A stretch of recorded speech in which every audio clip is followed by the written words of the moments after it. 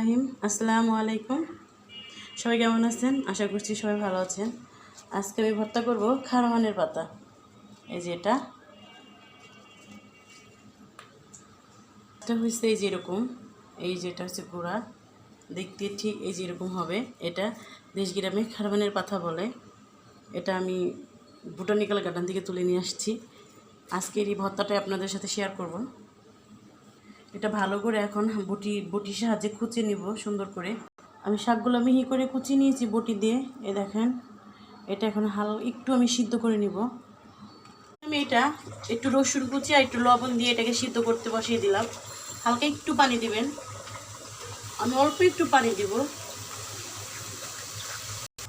এখন আমি ঢেকে দিলাম কিছু একটু দেখা।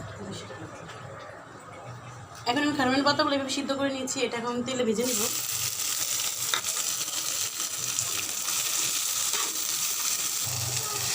এটা সুন্দর করে তেলে ভালো করে ভেজে নিতে হবে। ভাজা হয়ে গেছে, এখন আমি এটা তুলে নেব। এখন আমি কালি জিরাগুলো ভেজে নিব। আমি ভালো করে বেটে নিব পাটাতে। এখন কালি জিরাগুলো বেটে নিব। এখন আমি রসুনগুলো দিয়ে দিব। রসুনগুলো আমি ভেজে নিয়েছি হালকা তেলেতে। দিয়ে দেবো কাঁচামরিচ, এটাও ভেজে নিয়েছি। দিয়ে দেবো পেঁয়াজ, এটাও আমি তেলে ভেজে নিয়েছি হালকা। এখন দিয়ে দেবো পরিমাণ মতো লবণ, লাগলে আমি পরে দিব। এগুলো আমি সব এখন একসাথে হাত দিয়ে ভালো করে মেখে নিলাম। আমি আরেকটা বাটা দিব।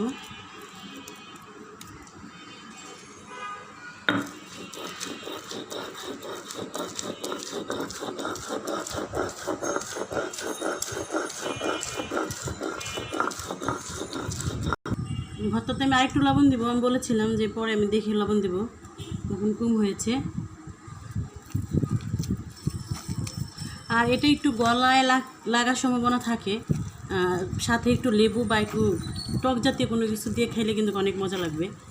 অনেক সময় দেখা যায় পাতাটা গলায় গলা চুলকায়, লাগে না যে আর কি বলে দিলাম। তবুও যারা প্রথম খাবেন তারা একটু লেবু, সাথে একটু লেবু রাখবেন বা টক জাতীয় কোনো জিনিস রাখবেন খাওয়ার সময়। এই পাতাটা অনেক উপকার, শরীর ব্যথার জন্য উপকারী করে, অনেক কিছু উপকার আসছে এই পাতাটায়। আপনারা কিন্তু অবশ্যই খাবেন। আমি আরেকটা বাটা দিব। এখানে আরেকটা জিনিস আছে, রাসূল সাল্লাল্লাহু আলাইহি ওয়াসাল্লাম বলেছে মৃত্যু ছাড়া সব রোগের ওষুধ হয়েছে কালিজিরা।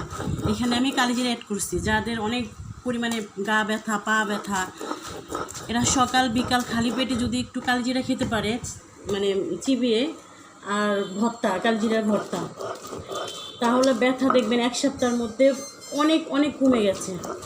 সেটা হয়ে গেল আমার কালিজিরা আর খারমানের পাতার ভর্তা। সবাই ভালো থাকবেন, অবশ্যই কমেন্ট করে জানাবেন আমার ভর্তাটা কেমন হয়েছে। আল্লাহ হাফিজ, আসসালামু আলাইকুম।